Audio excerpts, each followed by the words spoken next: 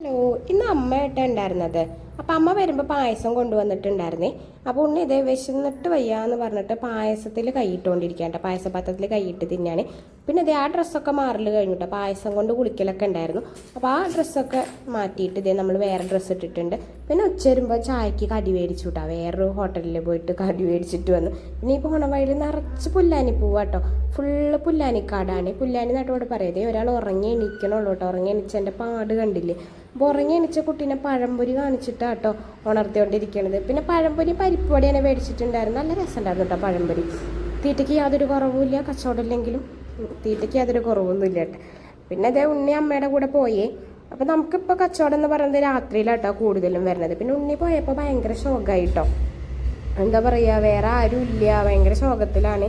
പിന്നെ ഉണ്ണി പോയപ്പോൾ നമ്മുടെ തലേ ദിവസം നമുക്കൊരു കൊറിയർ വന്നിട്ടുണ്ടായിരുന്നില്ല മീഷോന്ന്.